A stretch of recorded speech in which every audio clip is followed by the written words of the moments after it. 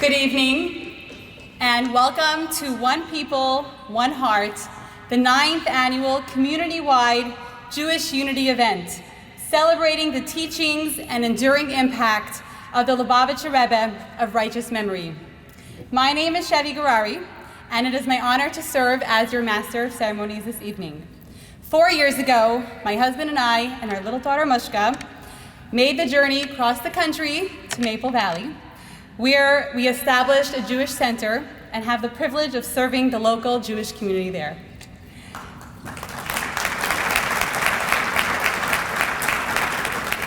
Like thousands of shluchim around the world, we came inspired by the Rebbe's vision to bring Judaism, godliness, and love for every Jew to every corner of the world.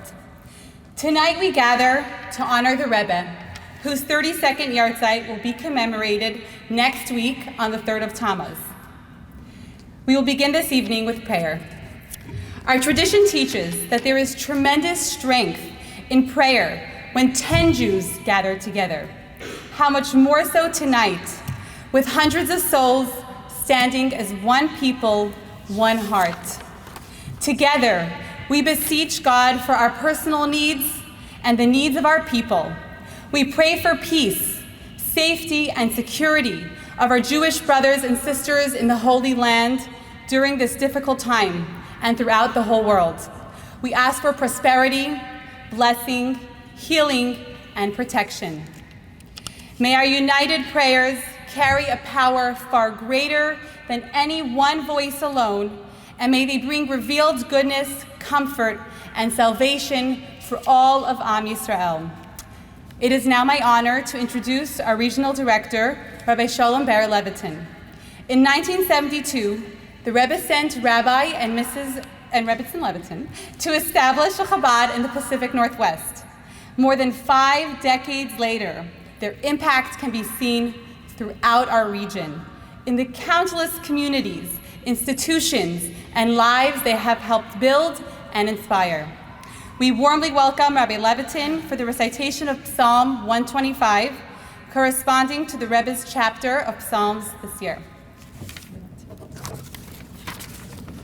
I just want to say a few words before I say the Kapitel of Tehillim. I want to give a Yashikayach to Rabbi and Mr. Shmuley Chaya Levitin for organizing this beautiful program, and to the Rabbanim who are here, the Shluchim and the Shluchas who are here, and B'chlal to everybody who came to show their support, recognition, together the Am Echad, one people.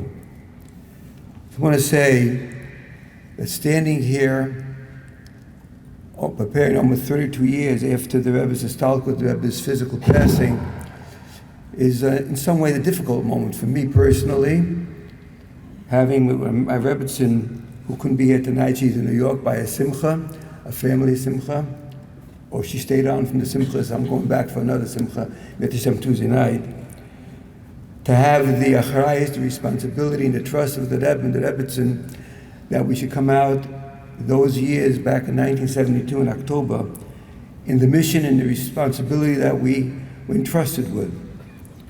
And it's not us, it's the shluchim and the shluches who continue by the hundreds and thousands throughout the world, beyond the Pacific Northwest, to carry the message, the validation of each and every one of Klal Yisrael, the Noachite code for all of humanity, to recognize the one God, and to make this habitat and infuse it with spirituality, transform it, make it a mochen shifte b'leis barach for the godly presence, and eventually to the Geulah Shleima b'kod of Mamish, the ultimate redemption, and the Rambam writes, the end of Hilchos Malachim, that all will participate of Klal Yisrael, all those who are following the Noachite code will participate and live to that moment.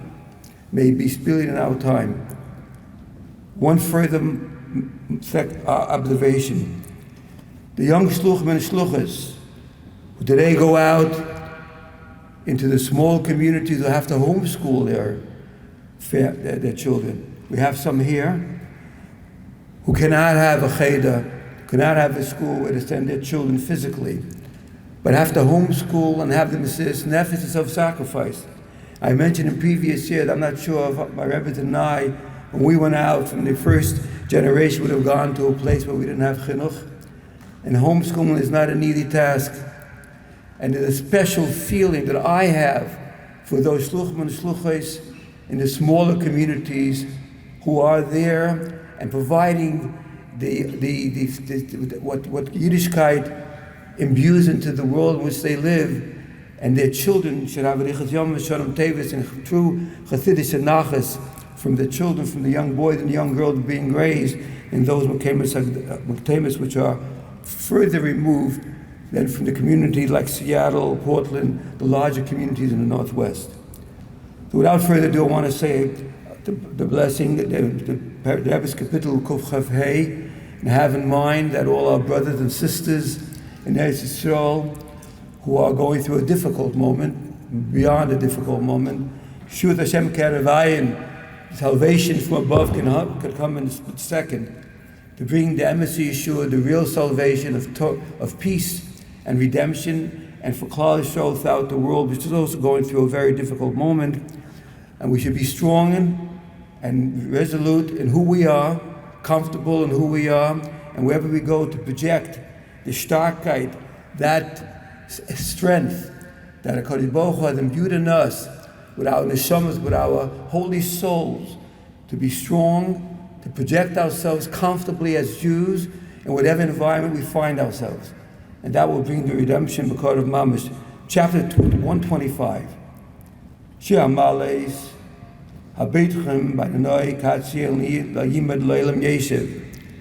Yushalayim Harm Savala, Badanoi, Savalame Mata, Badelam.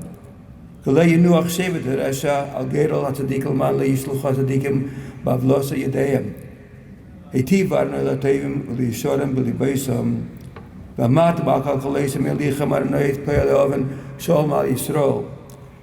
you, Rebbetzin Harari. Where are you? Thank you for your introduction. I appreciate it. Thank you.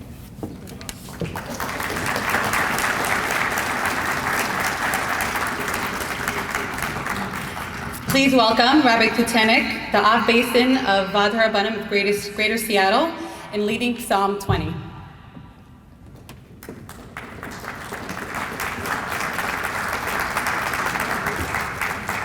Ramnatseach mizmor leDavid Yancha Adonai b'yom sora Yisagevcha Shem Elohei Yaakov Yishlach Ezracha mikodesh u'mitzion Yisadeka Yizkor kol minchosecha v'yogosecha yidashen esela Yitzad lecha kilvavecha v'chol atzosecha yimalei V'nana v'shuasecha v'shem leheinu nigo Yimalei Adonai kol mishalosecha Ato yodati ki yoshi Adonai mishicha Yaneu mishamei kodsho Biguros Yesha Yemina Ede Borecha V'yegav Susim Anachnu V'shem Adonai Eloheinu Naskir Hema Koreu V'nafolu V'anachnu Kamnu V'nisadod Adonai Hoshia HaMelech Yaneinu V'yom Koreinu. Thank you. We live in a world that feels more uncertain than ever. Anti-Semitism is rising, and Israel is constantly under attack. The pace of change is moving faster than we can sometimes process. Technology, social media, and the constant stream of distraction pull our attention in every direction. So many of us are left wondering, what will tomorrow bring? What can we hold on to when the world around us feels so fragile? In moments like these, we need something deeper, something stronger than the headlines, stronger than the fear, stronger than the changes happening around us. As Jews, we know that the soul itself is light, a godly spark that remains pure, strong, and unbroken. But the question is, how do we access that light? How do we allow it to guide us, to uplift us, to give us purpose, clarity, and identity? This evening, we have the privilege of hearing from someone who has dedicated his life to helping people uncover that inner strength and live with deeper meaning. It is a tremendous honor to introduce our keynote speaker, Rabbi Simon Jacobson. Rabbi Jacobson is a pioneering speaker, educator, and mentor to thousands around the world, and the author of the best-selling book, Toward a Meaningful Life, which has sold over 500,000 copies and has been translated into 13 languages.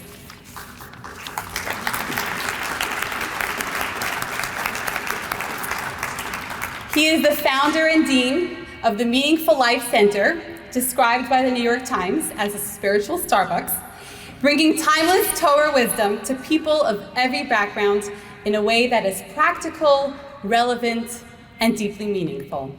For over 14 years, Rabbi Jacobson was entrusted with publishing the talks of the Lubavitcher Rebbe, working in close association with the Rebbe, and helping preserve and share more than 1,000 of the Rebbe's talks.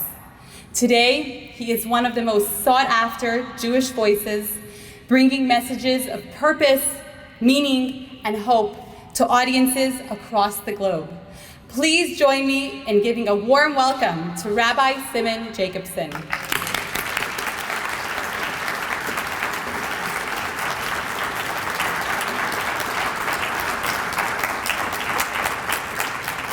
Thank you so much.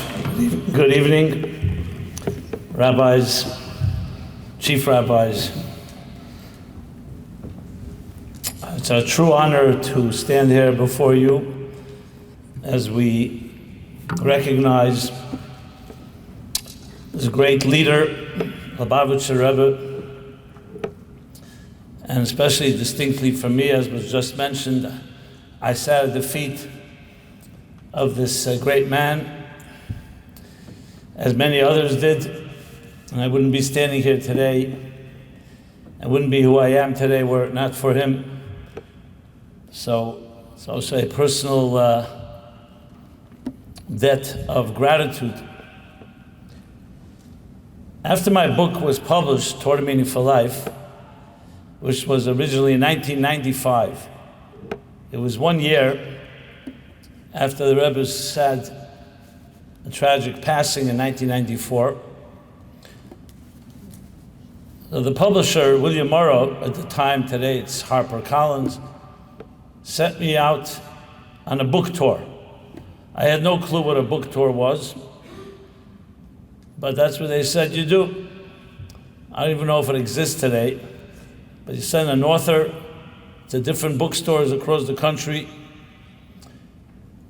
And those days, the internet was just beginning to bud. So the primary media was print, radio, and TV. So the publicist schedules for you different interviews. And then in the evening, you speak at the different Barnes and Nobles, and there was also then Borders, was another chain. Well, many fascinating stories that I could share, but the one I'm sharing here happened in Lexington, Kentucky. Lexington, Kentucky, there was a independent bookstore called Joseph Beth. There was a bookstore in Cincinnati, and Lexington is an hour drive from Cincinnati. So after I spoke at Joseph Beth, they drove me down to Lexington. There I wasn't speaking, I just go to sign books, and then they write autograph book. Now Lexington, Kentucky, what shall I say, is less Jews than there are in this room right here. That doesn't mean there shouldn't be a Chabad house. There wasn't a Chabad house yet, now there is. And just in case you like trivia, The Cincinnati airport happens to be in Lexington, in case you need to know that information. There is a website called uselessknowledge.com, so there is room for everything. So I come to the bookstore, and I go over to the woman at the desk, and I tell her the name of my book, Toward a Meaningful Life. And the subtitle is The Wisdom of the Lubavitcher Rebbe, Rabbi Menachem Mendel Schneerson. And down below is my name in smaller letters. The woman looks it up on the computer, and suddenly she turns pale, and something clearly disturbing her. I had no clue what. And she looks at me like this blank stare. And then I hear her get on the phone to the manager upstairs, and she thought I wasn't able to hear what she said, but I did hear. And she whispers, she says, Rabbi Schneerson is back. That's what she said. Yeah. Clearly she wasn't Jewish. Jews are not so easy to... Anyway, and I remember thinking to myself, because it says the Rebbe's name on the book. And so the manager comes running downstairs, and they're both catering to me, and they said, well, bring you a cup of coffee. How are you feeling? You know, it must have been a long trip. I promise you, this is a true story. Only in Lexington, Kentucky. And we'll call the media. I mean, I knew what was going on in their mind. I decided, you know what, I'll play along. How often does one have an opportunity to play Rebbe, with all respect? But I couldn't do it for too long, because I saw the real thing, so, you know. And finally, I had some compassion, and I said to them, I have to apologize, you know. I'm sorry to tell you that I'm not Rabbi Schneerson. I worked for him. And they were visibly disappointed. So you can read as you wish into the story. There's a story exactly as it happened. And the reason I mention it is because in a certain way, our sages tell us that a tzaddik, a righteous person, a man of God, whose entire life is dedicated not to himself and to his own interests, but to God's cause and to the people, does live on. Actually, a powerful statement that the wicked, even in their lifetimes, are considered dead. And the righteous, even in their deaths, they're considered alive. But here's the real question. It's always good to begin with a question. A question I'm asked all the time. I don't know if any of you think about it, but I'm sure some of you may have, especially an evening like this. And I just get the question every year around this time of the year, because we now honor the next few weeks, the anniversary, the yahrzeit of the Rebbe. And the question is 32 years since the Rebbe's passing. That's a generation. A big part of Chabad. I never saw the Rebbe physically. Many of you may never have. So why are we still talking about a man that hasn't here for 32 years? 34 years since he had a stroke. The last time we heard him speak was over 34 years ago. How could a person like that still be relevant? So I have a journalist who every year just calls me without fail. He's a cynic / skeptic, always with this question. Every year I have to give him another answer. And it's a good question. Sometimes, I guess, people who are committed and are considered students or Hasidim of the Rebbe maybe don't ask that question. But there's a big world out there that would ask a question like that. I want to address that question this evening, even for those of us that may not wonder. It's a good question. And as always, Jews like to answer questions with questions. So just make it even more exciting and controversial, let's say this, phrasing it in one of the questions that I was asked. There's no company on earth that can function without a CEO. Many companies, even with a CEO, barely can function. So here's Chabad. Its CEO, seemingly, as I said, passed away over 3 decades ago. And not only is it functioning, it's thriving. It's probably quadrupled since 1994, maybe more. And it continues to grow. So like, who's running the show? How's that happening? You now have one Chabad ambassador, one Chabad shliach that quit his job. And as I said, it's only doubling and tripling and further than that all over the world, without any sign of waning. So where does that come from? And to put it even more bluntly, imagine if you can bottle that formula, which company, which corporation wouldn't want to know how you can perpetuate something without a physical leader there? So I'm going to try to answer this question this evening. So I've set myself up here, right, for either it'll work or it won't, right? We'll find out. So there are many challenges we face today, as we just mentioned, some of them. And you really want to know the litmus test of a true leader. You have to look at how it addresses the challenges that you and I deal with, our personal challenges, not just philosophical, in the abstract, on the ground, in real life. So I want to address some of those big challenges. You know, what may be the biggest headline today? Well, for Jews especially, definitely Israel, Iran, the Middle East, anti-Semitism. But in the larger world, the biggest headline that you'll see literally dominating the news is AI. You've all heard of that? Anybody here hasn't heard of it? Okay. AI, with all its promises, bigger than the Industrial Revolution, and no one really knowing where it's going, but clearly trillions of dollars are being invested in it.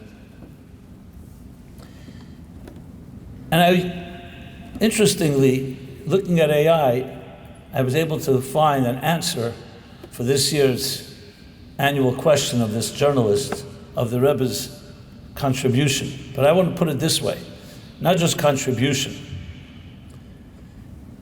What we hope to discover here this evening is not a simple matter, it's actually an indispensable contribution of the Rebbe that I would suggest and submit that if a person becomes aware of it, you discover it something that is absolutely necessary in your life. So perhaps a good way to frame it. I don't know if you've ever heard of a guy called Chaim Gedalia Rickover. Anybody? Chaim Gedalia Rickover. His known name is Adam Rickover. Hyman, sorry, not Adam. I'm confusing with Adam and Eve. Hyman Rickover. Hyman Rickover was a Jew who was born in Eastern Europe in 1900. 2 years right before the Rebbe. He was born in 1902. And due to the pogroms going on then, which was the first major immigration of Americans, Jews to America, he was one that came with his family in the early 20th century. He worked his way up. He became a 4-star admiral in the US Navy. I believe in the Navy, 4-star is the highest, not 5. And he was known as the father of the nuclear navy. He's a brilliant man in many ways. In 1957, which is around 7 years after the Rebbe assumed leadership, so we're talking right 10 years after World War II basically, he gave a very historic talk in Washington, D.C. And in his talk, he compared the output of energy, right? Energy output is like the foundation of our industrial society. The output of energy in 1857 compared to 1957. And this is what he said, that in 1857, right at the outset of the dawn of the Industrial Revolution, 94% of energy was generated by either animals or human beings. People toiled in fields. Remember, it was the agricultural age, industrial revolution had not yet taken over. In 1957, 95% of energy is generated by machines and fossil fuels.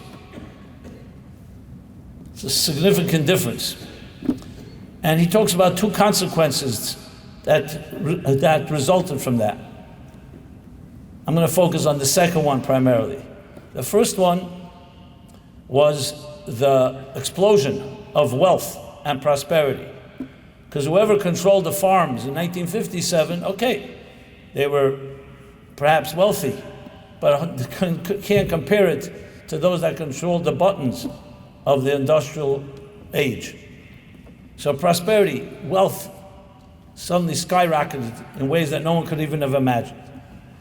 The second is the birth of something called leisure, free time. When most people are spending 9 or 10 hours toiling in a field under the hot sun in order to come home with a bushel of potatoes or rice or bread or grain. So besides the fact they don't have time for therapy and neurosis, in addition to that, they have no time for anything. And anything extra they traded.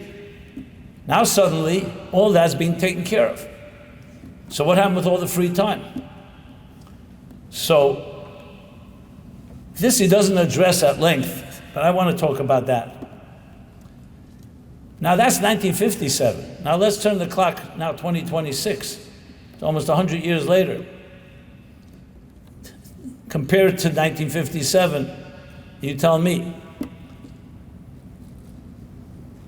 AI promises to remove all the other things that remained for us to do. So it's not just washing machines and air conditioning and all the other machines that we have, that literally we will not have to do anything, the machines will do everything for us. So what are we going to do with all this free time? It's not something a lot of people are comfortable talking about. Because today you can check on your phone, by the way, and you can see how many hours you spend, let's say on, if you've ever heard of a thing called video games? Like, let's say Candy Crush. Yeah, some of us rabbis know these things. Because we have to help others dealing with their addictions. You know. So, but nobody wants to know. Many people shut that off. Because you suddenly find out you spend 5.5 hours. You know, this way you could dismiss it. So we've got a lot of leisure, a lot of free time, and what are we filling it with? So, 1950, as I said, is when the Rebbe becomes the 7th Chabad Rebbe. The first time in history that a Rebbe is a leader of the Jewish people in a time of freedom. Turn the clock back, the last few thousand years, we've always had to deal with some enemies in a very literal sense.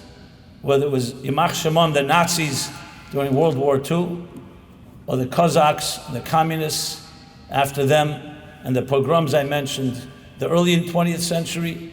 And then you go back, and you have the Inquisition and the Middle Ages being expelled, being executed, country after country. Very little time, very few years that were years of respite. And the Rebbe is now faced with a new world. And here's you'll see the power of a visionary. A visionary is someone, that's why they're called visionary, that sees something that no one else sees. They see the bigger picture. Ezu chacham hareyas hanelid. The wise person who sees the horizon. You know, most of us see the moment in which we live. Maybe a few moments before, a few moments after. But to stand on the mountain and have a bird's eye view, that's what a visionary is. So the Rebbe as a visionary is facing now a new situation. Most of the Jews at the time in 1950 were basically licking their wounds, and for the right reason. after 1/3 of our nation was decimated in the Holocaust, 1/3, 6 million out of 18 million, 1.5 million innocent children. So what are we doing? Trying to rebuild. And all those that survived were not in good shape. Europe was with millions of people who are orphans, widows, widowers, no families, no cities, nobody wanted them. So the first thing you do, you try to rebuild. And the Rebbe came immediately with a blueprint. Obviously, he did everything possible to help rebuild Jewish life, both materially and spiritually, but that was not enough. He made a statement immediately upon assuming leadership that we're going to change the world. I'm paraphrasing it, but basically we have a mission, each one of us, not just to survive and not just make it through, but we're going to change the world and we're going to finish the job that for thousands of years the Jewish people have been fighting for, which is to create a messianic world, a world of world peace, a world mentioned by Rabbi Levitin, a world filled with divine knowledge as the waters cover the sea. I wasn't born yet in 1950, but I heard from people who were there and I was very intrigued. And I said, what was the reaction? So most people didn't even be able to begin to even fathom such a vision. Some were actually even like skeptical even. You can change the world, look what just happened to the Jewish people. But I would put it this way, what the Rebbe did was, he went to war against a new enemy. No, yes, it's true, we no longer had the enemy from without, but there was another enemy, the enemy of apathy. Apathy is an outgrowth of leisure. Apathy is an outgrowth of free time. Free time is beautiful, it's freedom. But one of the side effects is we become apathetic because we take things for granted. The Jews could never afford to take things for granted in 1935 or 1835 or 1735 or go back all the way to the destruction of the temples. Because we were always on our toes because we had to fight for survival. As I said, barely will you find even a few, maybe here and there, some decades during the Spanish Golden Era or other times like that, of real freedom. And we were always knew that we were at the mercy of our hosts. And here suddenly Jews are given real freedom. And the side effect is, yes, apathy. In Yiddish it's called Gleichgültigkeit, or in Hebrew adishut. Like the guy that said to his friend, what's worse, apathy or ignorance? And he answered, I don't know and I don't care. That's apathy. It's a kiss of death. You know, when someone disagrees with you and they're passionate, at least you have someone to argue with. But if you're sharing with someone life-shattering experience and they yawn and fall asleep on you, how do you deal with that? How do you fight that? There's no one home. Apathy. An outgrowth of blessings. And the Rebbe would not let himself nor anyone else rest. People wonder, why didn't the Rebbe just acknowledge, we accomplished, built an organization. I mean, I can't tell you how many times I just said, I'm sure you have stories. Every time you told the Rebbe, we just built a new institution, spent millions of dollars, we have children coming to school, and the Rebbe would immediately say, okay, what's the next step? And some thought the Rebbe's like not being that sensitive. What about all the work that went into it? Because the Rebbe did not let the guard down because he knew the danger. I would even say the cancer of apathy. And Ronnie Perlman came once by the Rebbe and said he's going to give $1 charity for every Jew on earth. Then it was something like 14.5 million Jews. And the Rebbe's response without hesitation was, the money has already been spent. I'm here to share with you the good news. The money has already been spent. I'm ready for the next installment. This was not lack of appreciation. It was recognizing that we cannot afford luxury of leisure because that will become a real cancer. That will become a real nightmare because that's what it creates. It creates a vacuum, both psychologically, emotionally, and spiritually. So the Rebbe launched a war, waged a war against apathy. So I don't know if the Rebbe was aware of Rickover's analysis, but he clearly was aware of the problem. And in many ways, I was thinking about it because I heard the interview. So Joe Rogan is interviewing Elon Musk. You've heard of these people, right? And he asks him, once AI is going to take over in the sense where all malachtacha nasa al yedei Hashem, that's not what he used, that expression.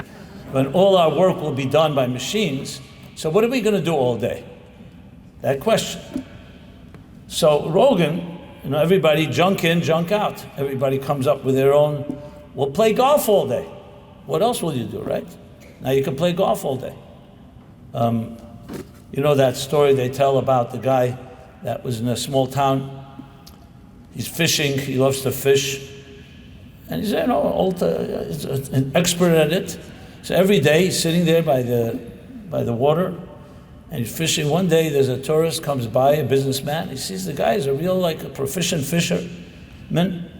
And he says to him, how often do you do it? He says, I do it every day. How many fish do you catch? He says, I catch enough and there's a little extra I sell. He said, maybe we'll go into business together. What's the business? He says, I'll invest and we'll hire other fishermen. You'll train them. And then we'll have a lot more fish and we'll sell them and we'll start making money. And he says, and then what? He says, then we'll buy a fleet of boats. We'll take them out and we'll get even better fish out in the deep sea. And then what?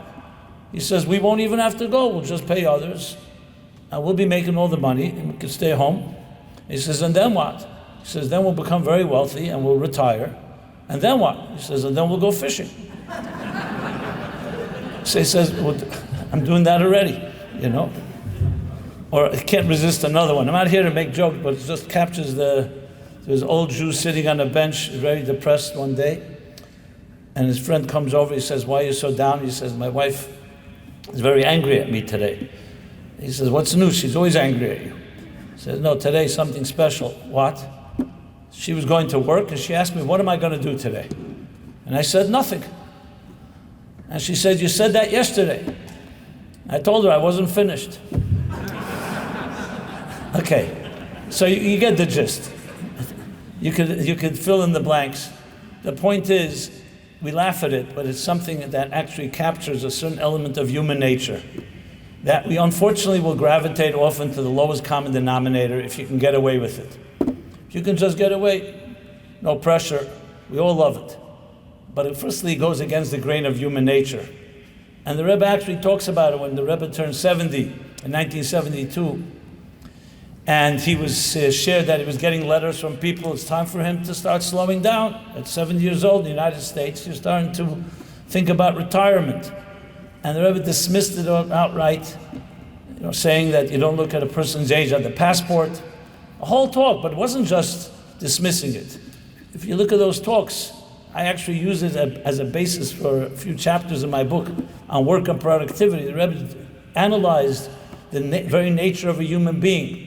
How retirement goes against the very grain, the idea that Adam lo amal yavalad, a person is created to produce. So yes, it may be comfortable not to do anything all day, do nothing, but it goes against the human nature. And God created us that way. That Adam reitze b'kav shalei yesem etisha kav mishal chavere. So the Talmud in Bava Metzia says that a person naturally desires one measure that you earn on your own than 9 measures that you receive as a gift. Now you could buy a lot more with $9 million than with $1 million. But there's something about it that you receive as a gift. It's called bread of shame, nema d'chsufa in the Talmud. You blow it quicker as well because it's not yours. There's something about owning, something about making it yours, integrating it, internalizing it. And understanding human nature, the Rebbe took that opportunity, even though he was talking about himself, but turned it into a universal message to all of us. Are you living up to your potential? A human being, yes, even if you had all the money in the world, you think it's a blessing to do nothing all day? You were sent to this world for a purpose. Are you living up to that purpose? So in many ways, the Rebbe was addressing the antidote to Rickover's statistic of how much leisure will take over. And now AI made me think about it more than ever. And there was no AI, at least not the way we know it today, back in 1994, 1992. But that's a visionary. The Rebbe gave us a relevant, not just relevant, I would say a critically relevant message for our time, because that's exactly what's going to be happening. So Joe Rogan said, we'll play golf all day. Another equivalent of either fishing or doing nothing. And interesting, Elon Musk, of all people, his response was, and it was not coming from a religious place, he said, no. We human beings will be getting in touch with the wisdom of the universe. That's what he said. And now I'm not here to advocate for Elon Musk. We didn't come to talk about him. But I think to myself, how does a man like that, how did he come to that? Whatever he means by that. But it's definitely not sit around and do nothing and play video games. So here's a perfect example that when you look to the Rebbe's teachings, he was speaking about things far ahead of his time. Yes, he talked about technology, he talked about many modern contemporary events, but this is a real issue. And I'll just point out just another number. The rate of fentanyl addiction, which is also on the news, the young people, or not so young, addictions of all sorts, whether it's drug, alcohol, gambling, sexual addictions, and the whole list, physical or psychological. Where do you think that comes from? From a lot of free time. Again, you're spending 10 hours under the hot sun struggling to bring home a little food for your family. There's no time to get addicted to anything. The vacuum isn't there. And it's only growing. And it's only growing. And the Rebbe provided us with an entire blueprint. Just for the record, the rabbis told me they had to go out for a reason. It's not because I said anything that offended. No, I know that it's important to underscore. But Rabbi Levit, as long as you're here, I feel, yes, and Rabbi, yes, as well. This is a visionary. So if you ask the question, is the Rebbe, the Rebbe is 32 years since his passing, but these teachings didn't pass. These are teachings that live today, and I would say more relevant today than even back then. I'm always marvel, even though I spent my entire life almost studying and trying to appreciate the Rebbe's teachings, I continuously marvel at the relevance of things that you couldn't even have anticipated back then. That's a visionary. So the answer, my friends, is the Rebbe is not a CEO, Chabad is not a corporation. Chabad is a spiritual movement, a Torah movement that is based on Torah, that is eternal, here thousands of years, and is still living Torah. And the Rebbe, as a representative, just like Moses in his time, is a living entity because these lessons and the teachings are relevant to us today, just as much then and even more so, I would argue. So I want to dig a bit deeper into this point. One of the fundamental principles that the Rebbe taught was the value, the absolute value of every individual. Of every individual. You know, there's a stereotype out there that religion demands conformity. You know, some people will say, yeah, they're like herd mentality. Everyone just follows like sheep. The truth is, it's the exact opposite. Judaism has produced the most fierce individual spirits in all of history. Jews, if anything, are always rebelling one way or another. So I'll share a story with a 17-year-old boy who grew up in Crown Heights, USA. How many of you have been to Crown Heights? Okay, good. And this 17-year-old grew up in a Chabad family, went to Chabad schools. And he had his questions. He was a skeptic by nature. And he wasn't particularly inspired by his schooling as much as he was studying Torah, Talmud, Hasidus, and so on. And he was seeking, in retrospect, he would say, he was seeking a cause that he can passionately commit to. We call a rebel without a cause. And he didn't find it immediately in his community for different reasons. But then he was once listening to a talk the Rebbe delivered in mid-70s, early 70s, about what is known as the 60s, the rebellious 60s. The young rebelling against the conformity of what was called the man in the gray flannel suit. And the Rebbe was saying that many people think when young people rebel, it's a bad thing, because they're challenging the status quo, they're challenging establishment, they're challenging society's norms. Yeah, they're creating upheaval, as we saw that happening in the 60s. And the Rebbe said that's a big mistake. The rebellion in a young person is the fire of the soul that wants to change the world and is frustrated and doesn't know how. So it acts out. It's not disciplined yet, doesn't have the experience. It would do well if adults, if they don't appreciate it, they should get out of the way. If they do, they should help harness this fire toward creating a spiritual revolution. I'm paraphrasing, but that was the spirit of it. And the Rebbe called upon his own community, the Chassidim, the Shluchim, and so on, to go to the college campuses, to go wherever, and harness that fire. Harness it. Now for this 70-year-old, this was a little interesting, because you usually don't think of a person sitting in what we call the ancient garb, Hasidic garb, as someone that speaks in such revolutionary terms.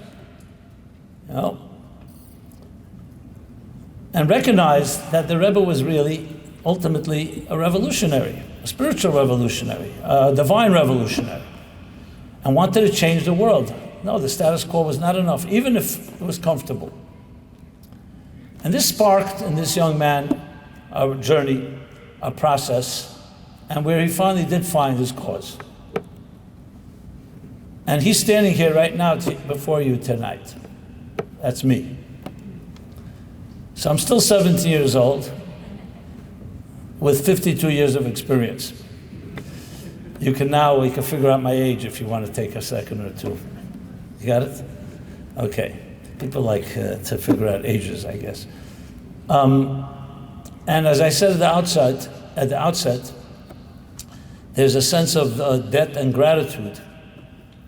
God gives us souls, but then there are those special people, a mentor, and the Rebbe, the ultimate, the quintessential mentor, that sparks the soul, that ignites something in you, that changes you forever. You know, when you were 17 or 18, if you had someone like that, you know what I mean. Most 17, 18-year-olds today don't have that. Without going into why, but the Rebbe remains that type of voice that whoever you introduce the Rebbe to in the right language can spark that. And you know it's not easy to get through a teenager. There's plenty of competition. But that was the Rebbe's power. And you don't have to take my word for it. Here you have Rabbi Levitin and his dear wife, as he said, in New York right now. How old were you when you came here in 1972? 15? You're still 15. I'm talking about chronologically. But the spirit came to Seattle, New York bred. I know your wife is from Los Angeles, but same idea. And hundreds and thousands of others over the years. Why would suddenly someone pick themselves up from their comfortable community, where they have their family, they have kosher food, synagogues, the Rebbe himself, you know, everything you need, schools, and go, not that Seattle is a bad town, but you're definitely going to have challenges. And you come to a city, I don't know what it was like here, but I know from others, that often you're not even wanted, and you're even called in by some of the establishment. They say, what are you doing here? And you're young, and you don't know anything about business administration, or nonprofit management, or fundraising, or accounting. I think many did know, may not have voted so well. But then go ahead and create a revolution. They change their communities. Where do you think that comes from? That comes from this man that we're talking about here. I say man of God, a visionary who understood what was necessary, but more importantly, the language that would ignite a soul. And when you're young and impressionable, and something captures you and your imagination and your neshama, your soul, it changes you forever. You can't look back. It's not like... And that's how the revolution was created. And that does not die. I remember it was 2 days after the Rebbe's passing. It was a Sunday, dark Saturday night, Gimel Tammuz, 1994. Sometime in June, I forgot what day in June it was. So I was invited by Larry King. Remember Larry King Live on CNN? She had a show every night. So Tuesday night, I was on the Larry King Live, sitting in a studio in New York. No human beings, only cameras. And you have to figure out how to speak to cameras. And I remember it was myself, Rabbi Lipsker from Olav Shalom from the shul in Florida, Bell Harbor, and another opinion. They always had to have a contrarian. And Larry King asked me this question. This was live.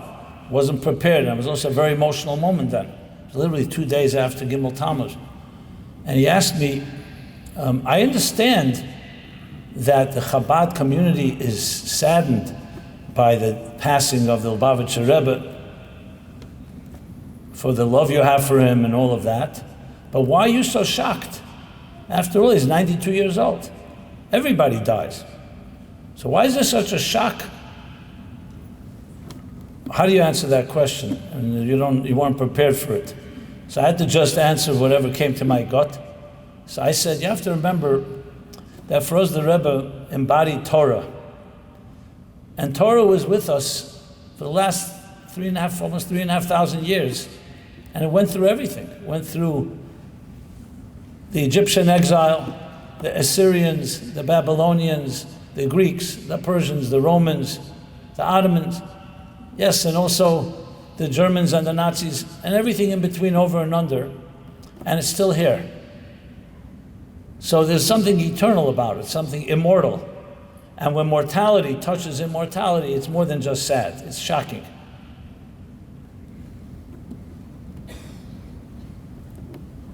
So what we're talking about here is not about necessarily an individual. Besides being an individual, we're talking about a representation of something that really all of you and all of us has within us. The Am Yisrael Chai, the eternal flame. You know, whenever I travel, I'm always amazed of meeting different Jewish communities. Talk about taking for granted our blessings. You know, every one of you, if you studied your own history, just a generation, 2, 3, 4, 5, you're a walking miracle.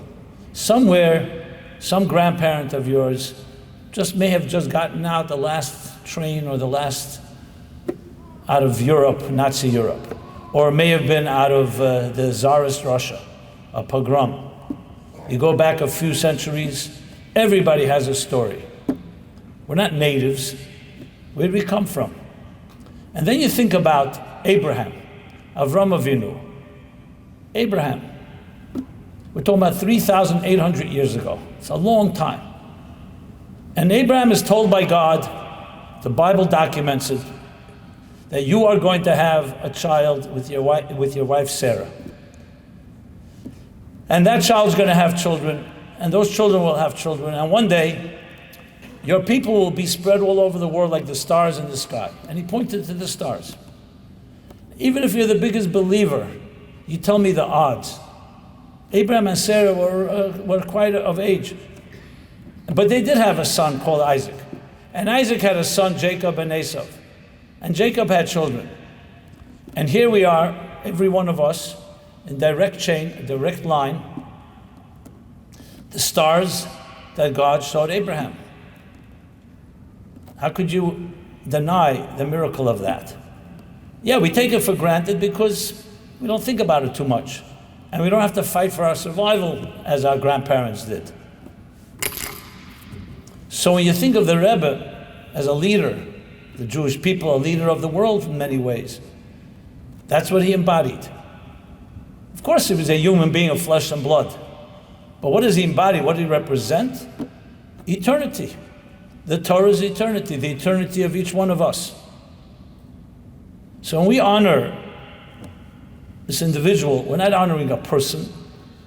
I mean, when I say a person, I mean a certain individual. We're honoring the movement. We're honoring what it represents. And that was the Rebbe saw in each person he met. You look at all the stories, all the videos, the dollars, the Farbrengens, the personal audiences, the letters the Rebbe wrote, the notes. It all comes down to, are you living up to the potential that you were created with? Basically, that each one of us has a unique, indispensable mission that you and only you can accomplish. This was a common theme. And it wasn't just words. So when you think of it that way, the Rebbe saw in people was not just what they are, but what they can become, or what they're capable of. When you see that again, that is, we heard listened earlier, uplifting, empowering, and transformative.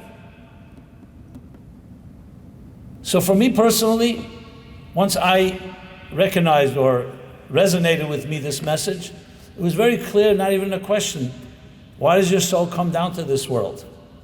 Yeah, we do many things, we build families, we have, I'm sure, many beautiful things we've accomplished. But if you've come to change your corner of the world in some way, and we have all the tools, and we have all the vote of confidence, and that is our mission. That's why shlichut is called shlichus. What does shlichus mean? A mission. A mission is a very powerful statement. It means you were chosen for a particular mission, and no one else can do it but you. I don't know if there's a more powerful message that you could share with yourself, with your children, with your grandchildren. Because everything is driven by that. If you ask somebody, why am I here in this world? And they say, I'm not really sure. Or I've asked this question to many people, do you think you really matter? So, some people giggle or whatever. But let's rephrase the question. If you were never born, would it make a difference to anyone? Remember, if you were never born, nobody's missing you because they're not expecting you.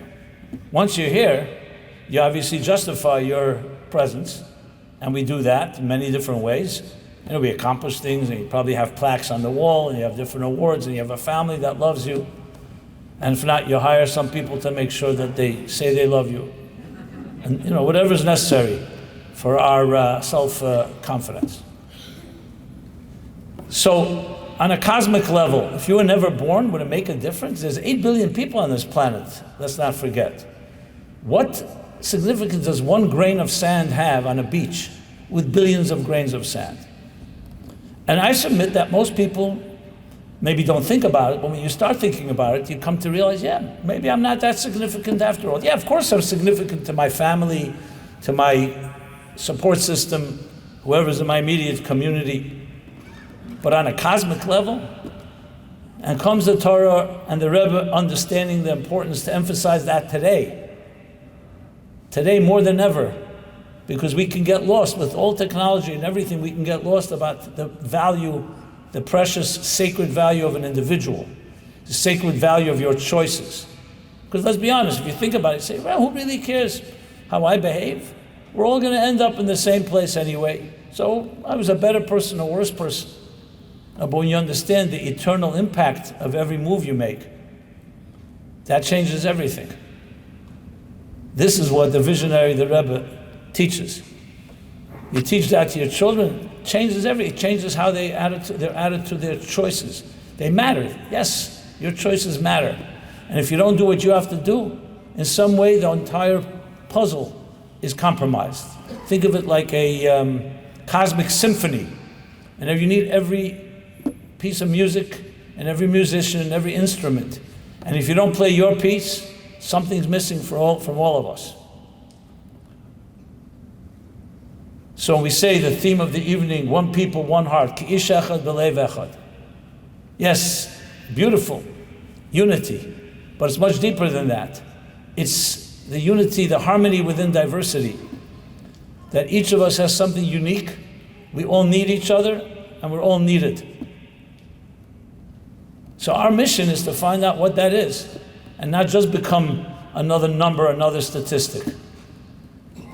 Another very moving story, I would even say definitive event that happened in my experience with my book tour, The Meaningful Life.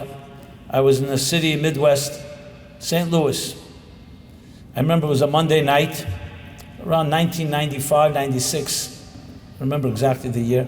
But you may all remember it because it was the night that all across the country, they were doing a memorial service for Prime Minister Yitzhak Rabin. Remember when he was assassinated? So they had all the JCCs, everybody came. So it happened to be, my talk was scheduled before that. So suddenly I had a few thousand people. There was usually a few hundred. And I was the speaker. So after my talk, people lined up. I signed some books. I got back to New York. I get a letter, I think it was an email, from a woman. And here I saw, in the most vivid of terms, the Rebbe's unbelievable contribution to life today. So a woman writes to me, and it's etched in my memory because of the power of this letter, as you'll see. She writes that I was in the audience in St. Louis. I was online to speak, to get a book signed, and I was going to come over and speak with you, but then it was too long of a line, and then I chickened out anyway, so I decided to write. And she writes the following. I'm a 47-year-old executive in a very prominent firm in St. Louis. By all standards, I'm a success story. Made money, well-connected, influenced, respected. However, beneath the veneer of this success lies a woman in shreds. You see, my soul was murdered when I was a young child, growing up in a very abusive and dysfunctional home, where I endured all types of abuse, physical, emotional, psychological, and sexual abuse. And it killed my soul. I'm a person who loathes myself. I've tried all types of therapy, nothing really works. Relationships are a mess. I don't trust myself, I don't trust others. I'm always testing people, testing. And I've long given up hope. People like myself who lack inner control of our lives, we can create outer control. So I became super ambitious and super active and successful on all these outer levels to to soothe some of my inner psychic pain. Doesn't really work. There are days that I literally am suicidal. I'm saying it to you bluntly, exactly as she wrote it to me, so I apologize if this in any way is painful to hear, but it was painful to read. And though I'm Jewish, I've disassociated myself from anything Jewish, because anything connected to my parents, I run the other direction. I don't go to synagogue, I'm no rabbi. But someone gave me a copy of your book. I was just browsing through it, and a line jumped out at me. That's the way she put it, was like a silver bullet between the eyes. It touched this deep, deep chord. The line says, in the chapter on birth, birth is God saying, you matter. And I read it again, birth is God saying you matter. And I read it a third time, birth is God saying you matter. And I don't know why, but after 47 years, something touched me the deepest way. And I will read that line the rest of my life. What touched me was that despite what my parents projected or conveyed to me, that I'm worthless, despite what society values you, that you're nothing more than a statistic on someone's balance sheet.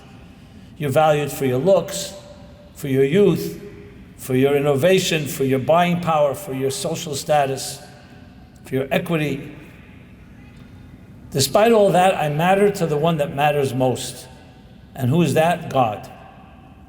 So even if I'm not doing anything that day, even if I'm not productive, and I'm not particularly successful. I matter to God. So though I have many years to heal, this is how she concludes. And you can call it eloquent if it weren't under the circumstances. So though I have many years to heal, my work is cut out for me. I have to create bypass surgery to bypass the infected arteries that were blocked by the abuse I experienced and reconnect to that pure moment when I was born and God said, "You're my child. I love you unconditionally. You're indispensable." And then she finally ends the letter by writing, "Thank you for giving me back my life." Now, I remember when I received it like today, I was sobbing like a child. Really, I couldn't really wrap my head around it. And I was thinking, here's a woman I never met, a woman who never met the Rebbe, and sharing such a sacred trust with me. I went back to actually read the chapter in the book. Because when you read the book, when you write the book, you're the author. Once the reader reads it, it belongs to the reader. I wanted to read it through her lens. And I read it differently, to be honest. I saw it differently, but I understood the value of it. And I wrote her back, thanking her and of course offering my support in any way, asking her permission to tell the story. She gave me permission, but she asked me not to share her name because she knew people want to contact her, either have similar stories, they want to show compassion or whatever. We're still in touch. She's an older woman today. And I'm an older man too, I should add. Or at least I wear the clothing of an older man, let's put it that way. And I wrote back to her that I have to thank you. I mean, this was a series of different letters that I wrote because I grew up relatively, a functional home. Nothing's perfect, but nothing comparable. And I'm the oldest of 5 children. So, you probably know the oldest is usually spoiled a bit. You could ask my siblings. Let's put it this way, they have to go to therapy for me, I don't have to go to therapy for them. If you're the oldest, you know what that means. I was loved, I felt I was loved, I felt I mattered. But I never had to really challenge that question. She never had that luxury. So I wrote to her in one of my emails to her, I said, sometimes the eclipse of the sun reveals a dimension of the sun you cannot see through its light. Because she never had that luxury, she was never given that blessing. So I don't envy her. But she came to recognize the truth. Why do I matter? Because my parents told me I'm special? Because they took pictures of me and they spoiled me? That's nice. And what happens if one day, God forbid, my parents decided I fell out of favor, so my stocks go down? So it's all dependent on their valuing me or others valuing me? She got it right. The only real reason we are indispensable and truly matter is because God. Birth is God saying you matter because God put you in this world. That's the only thing that gives you true cosmic and enduring and eternal value. And frankly, I think many of us who don't necessarily feel that way look to compensate it. We look like she did for success, making money, other ways that people measure success, but it doesn't fill the void because ultimately it's a soul thing. So I'm thinking about the Rebbe understanding the importance of emphasizing this in our day and age more than ever. Now the truth is the Torah says it all the time. I mean, the beginning of the Torah, the first time a human being is described, that we were each created in the divine image. That gives us that indispensable value. But the Rebbe emphasized it. He knew the importance of making sure everybody knows it. Moda'ani, the Rebbe was once asked, what's his favorite prayer? He said, Moda'ani, the morning prayer. What is Moda'ani? One of the simplest prayers, but one of the most profound. Thank you for returning my soul to me. That's essentially what we say. What does that mean? number one, it's showing gratitude. Number two, that you have a soul and that God shows you. And every morning he renews his contract with you. And that means you have a mission that you have to accomplish. And your entire day should be driven by that shechzarte binishmasi, that soul, your soul's mission. Are you living up to your soul's mission? This is a visionary. And this message is more important today than ever. I wanted to touch upon one more thing. I don't know what our time is like.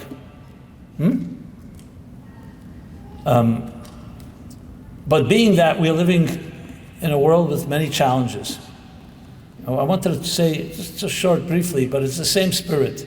The Rebbe's message talking about anti-Semitism, what's going on in Israel, Iran, and so on. I remember a talk the Rebbe delivered, I don't remember when it was, but he was talking about people criticizing the Jewish people for their, what the critique was that we're not living up to the highest moral standards. You know, like what they say today, genocide, colonialism, apartheid. I don't even want to repeat it, but just to make a point of reference here. And I remember the Rebbe said with this incredulous tone, that I remember giving me such tremendous pride that I use it till this day. The Rebbe said, they're preaching to us morality.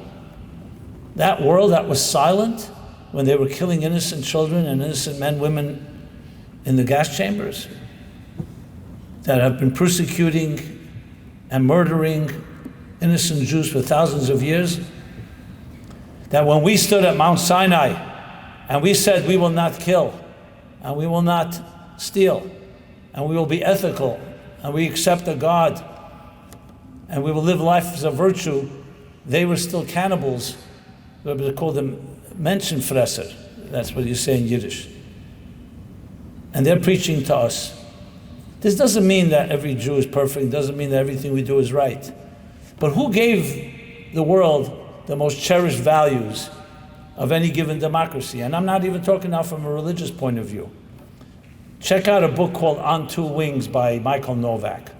He's a non-Jewish writer, where he documents, and his subtitle there is, the basis of this 250 years that we're honoring the United States of America, the basis of this country based on, he calls it Torah metaphysics, not even Bible, Torah metaphysics.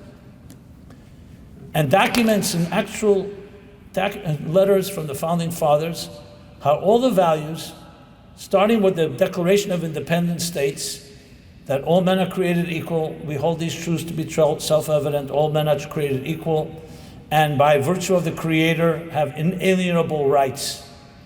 No country before the United States ever institutionalized that statement.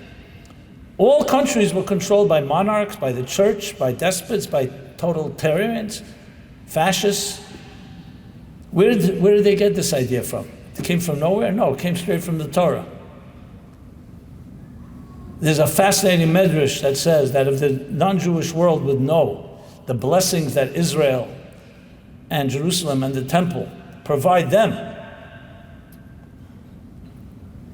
they, instead of attacking Israel, they would surround it with legions to protect it. So this is not just a response to anti-Semitism. This is being that the best defense is offense. We don't need to defend ourselves.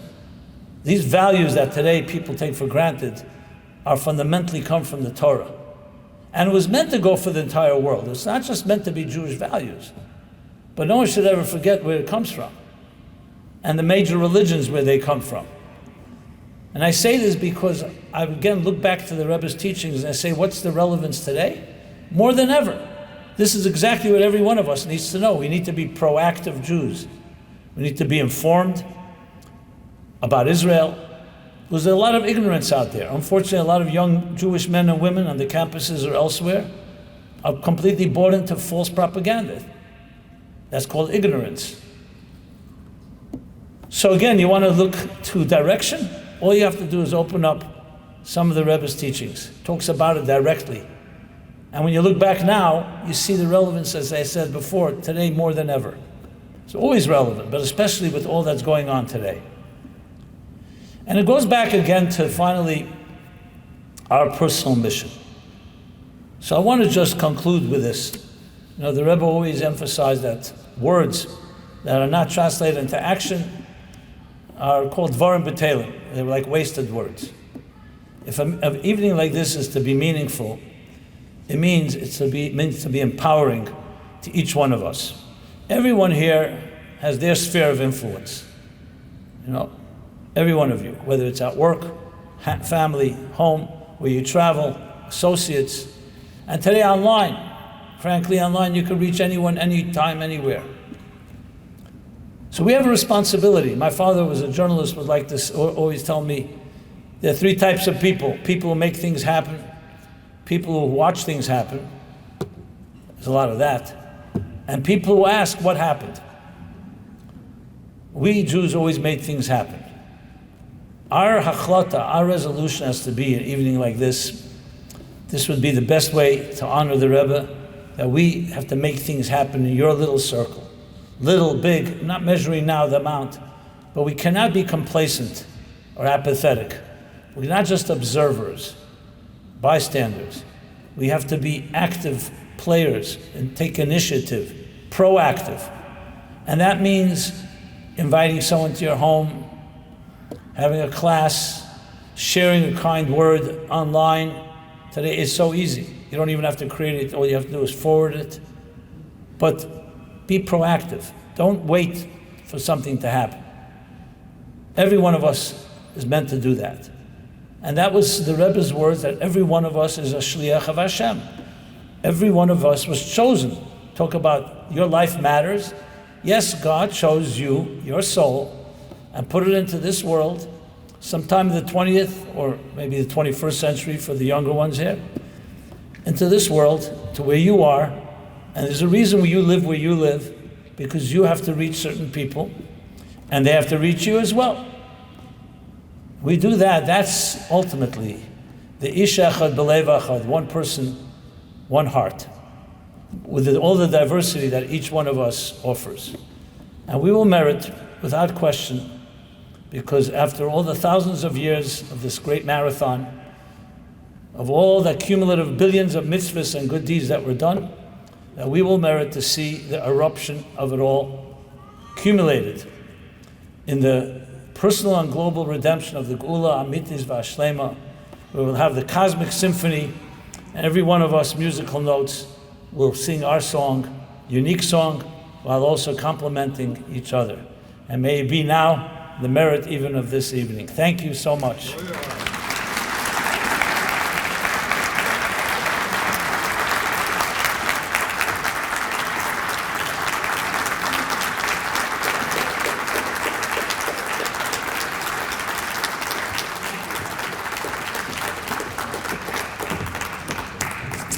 Thank you, Rabbi Jacobson, for your inspiring and moving words.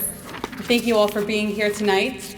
Just echoing on what Rabbi Jacobson mentioned at the end about taking initiative. As the famous saying goes, Hamaisa hu ha'ikar, the main thing is action. Let's take this inspiration and channel it to good deeds. And a suggestion we'll make to everyone here is to take on a positive resolution, a hachlata, to increase in their Torah study. Whether it's joining a Torah class at your local Chabad, finding Torah online, or setting aside time to learn Torah. Nowadays, there are so many available avenues to learn and discover the Torah. The resolution just has to be made. So let's strengthen each other and make a resolution in that. Wishing you and your families a healthy, joyful, and peaceful summer. Travel safely and have a wonderful evening.